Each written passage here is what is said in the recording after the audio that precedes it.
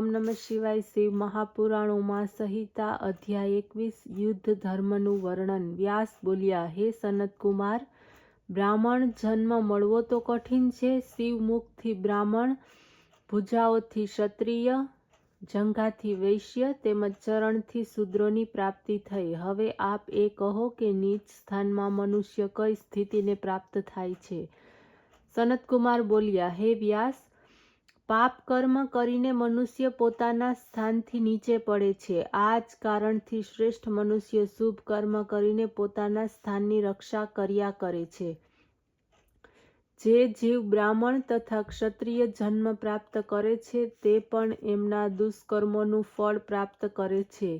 એટલા માટે શ્રેષ્ઠ મનુષ્યનું કર્તવ્ય છે કે વિપત્તિ આવતા સહન કરે, પરંતુ દુષ્કર્મોનું આચરણ ન કરે. આ પ્રકારે રહેનાર પોતાના સ્થાનને બચાવી લે છે. જે શૂદ્ર પોતાના કર્મ યોગ્ય રીતેથી પૂરા કરે છે, ત્રણેય વર્ણોની સેવા તત્પર રહે છે, તે શૂદ્ર બીજા જન્મમાં વૈશ્ય વર્ણને પ્રાપ્ત થાય છે અને વૈશ્ય થઈને વિધિપૂર્વક ધન ખર્ચ કરીને અગ્નિહોત્ર વગેરે કરે છે.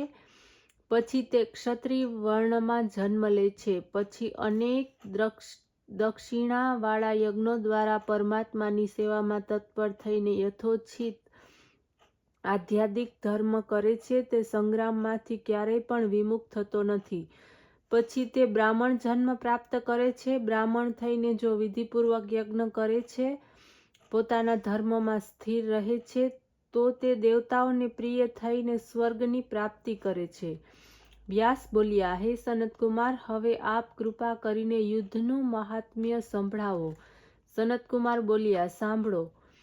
જે ફળની પ્રાપ્તિ અગ્નિષ્ટોમાદિ યજ્ઞોથી થતી નથી, તે ફળ સંગ્રામ દ્વારા પ્રાપ્ત થાય છે. જેને ક્યારેય પણ યુદ્ધમાં પરાજય પ્રાપ્ત થાય છે, જેને ક્યારેય પણ યુદ્ધમાં પરાજય પ્રાપ્ત નથી કર્યો, તેમજ યુદ્ધ કરતા કરતા શરીરનો ત્યાગ કર્યો છે, એને અશ્વમેઘ યજ્ઞના ફળની પ્રાપ્તિ થાય છે. તે સીધો સ્વર્ગમાં જાય છે.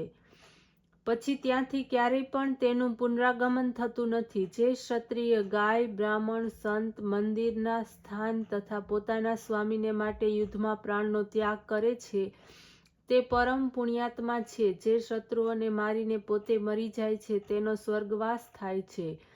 યુદ્ધ પણ ચારે વર્ણો માટે સુખદાયક છે, ખાસ કરીને ક્ષત્રિયોને માટે તો છે. વેદોને જાણનાર બ્રાહ્મણ પણ શસ્ત્ર લઈને મારવાને માટે આવે તો એને મારવાથી પાપ લાગતું નથી, બ્રહ્મ હત્યા લાગતી નથી, કારણ કે તે યુદ્ધભૂમિ બ્રહ્મ છે. જો મળતી વ્યક્તિ પાણી માંગતી હોય તો એને મારી નાખવામાં આવે તો એને બ્રહ્મ હત્યા લાગે છે. રોગી, દુર્બળ, બાળક, સ્ત્રી, તૂટેલા ધનુષ્યવાળાને મારવાથી બ્રહ્મ હત્યા લાગે છે. યુદ્ધમાં શરણાગતને ક્યારેય પણ મારવો ન જોઈએ. વ્યાસ કહેવા લાગ્યા, હવે કૃપા કરીને જીવનો જન્મ, ગર્ભથી સ્થિતિ તેમજ જીવનના વૈરાગ્યનું વર્ણન કરો. સનતકુમાર બોલ્યા, હે વ્યાસ, સાંભળો. પાક પાત્રમાં જળ તથા અન્ન બંને અલગ અલગ છે. સૌથી પ્રથમ અગ્નિ દ્વારા જળ ગરમ થાય છે, પછી અંતે પાકે છે અને તે બંને ભાગોમાં વહેંચાય છે. એક તો રસરૂપ છે, બીજો મળરૂપ. રસરૂપ સર્વ શરીરમાં વ્યાપી જાય છે, જેનાથી શરીરની બહાર નીકળી જાય છે, જેનાથી શરીરની પુષ્ટિ થાય છે. મેલ 12 પ્રકારના શરીરની બહાર નીકળી જાય છે. કાન, નેત્ર, નાસિકા, જીભ, દાંત, લિંગ, ગુદા, મલાશય, કફ, સ્વેદ, વિષ્ટા, મૂત્ર પ્રકારથી આ 12 સ્થાને મળસ્થાનો છે. સર્વ નાડીઓ હૃદય કમળથી જોડાયેલી છે. એના દ્વારા શરીરમાં રસ પહોંચે છે. મધ્યમાં રહેનાર પ્રાણવાયુથી નાડીઓના મુખ ભાગમાં રસ જાય છે. સર્વ શરીરમાં રસ પહોંચાડે છે. આ જ રસ આત્માથી પરિપક્વ થાય છે. જ્યારે પાકી જાય ત્યારે પ્રથમ ત્વચા બનીને સર્વ શરીરમાં વ્યાપી જાય છે. પછી રુધિર બને છે.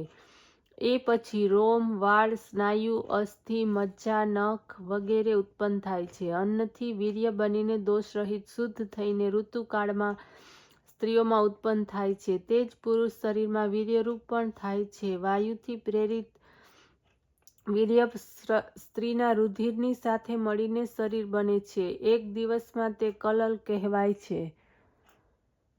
5 રાત્રિમાં તે બુદ્બુદ સ્વરૂપ ધારણ કરે છે. 7 રાત્રિમાં માંસ પિંડ બને છે. તે 2 મહિનાની અંદર ગ્રીવા, ખભા, પીઠ, છાતી, પેટ, હાથ અને પગ બને છે. 3જા મહિનામાં અંકુર, સંધિ, 4થામાં આંગળીઓ, 5મામાં મુખ, નાસિકા, કાન તથા જીભ ઉત્પન્ન થાય છે. 6ઠા મહિને ગૃહ્યાન્દ્રિય, નખ, કાનના છિદ્ર, 7મા મહિને ગુદા ઉપસ્થિત તથા નાભી ઉત્પન્ન થાય છે. આ પ્રકારે જીવ માતાના ગર્ભમાં, અંગમાં તથા પ્રસંગોમાં પૂર્ણ થાય છે. માતાના ભોજનના રસથી જ તેનું પોષણ થાય છે. પછી પૂર્વજન્મોના કર્મ પ્રમાણે જીવને સુખ, દુઃખ, નિંદ્રા, સ્વપ્ન વગેરે પ્રાપ્ત થાય છે. એ પછી જીવને એ જ્ઞાન થાય છે કે હું અનેક વાર જન્મ તેમજ મરણ પ્રાપ્ત કરી ચૂક્યો છું. અનેક યોનિઓમાં દુઃખ ઉઠાવી રહ્યો છું. હવે હું જન્મ લઈને મારા આત્માના ઉદ્ધારને માટે ઉપાય કરીશ, જેનાથી ફરી પાછા મને જન્મ મરણ પ્રાપ્ત ન થાય. આ રીતે જીવાત્મા ગર્ભમાં રહીને ઉપાય વિચારે છે. ત્યાં તે પહાડથી દબાયેલા ની જેમ કષ્ટ ભોગવે છે. જરાયુથી બંધાય છે. સોયો ભોંકાતી હોય તેમ તેને ગર્ભમાં કષ્ટ ભોગવવું પડે છે. ગર્ભવાસ જેવું કોઈ દુઃખ નથી. આ જ કારણે ધર્માત્મા 7મે મહિને જ જન્મ ધારણ કરે છે. પાપી 10 મહિને જ જન્મ ધારણ કરે છે. તે બાળક રોમ નખથી ઢંકાયેલો, વિષ્ઠા અને મૂત્રના ગર્ભમાં પડી રહે છે. એના દેહમાં 365 પેશીઓ હોય છે. 3.5 કરોડ નાડીઓ હોય છે. અદ્રશ્ય શરીર તેમજ શરીર બંનેની વેષ્ટિત થાય છે. શરીરમાં 32 તો દાંત હોય છે, તેમ 20 નખ હોય છે. શરીરમાં પાશેર, પિત્ત, સારચેર, કફ તથા ચરબી, બશેર, 5 તોલા મેદ, 3 પલ જેટલા મહારુધિર હોય છે. મજ્જા 4 ગણી હોય છે. વીર્ય 9 ટાંકભર હોય છે, જેને પરાક્રમ કહેવાય છે. 1000 પલ માંસ હોય છે. 100 પલ રુધિર હોય છે તથા 4 અંજલિ વિષ્ઠા તેમજ મૂત્ર હોય છે. આ રીતે શરીર બને છે. ઓમ નમઃ શિવાય.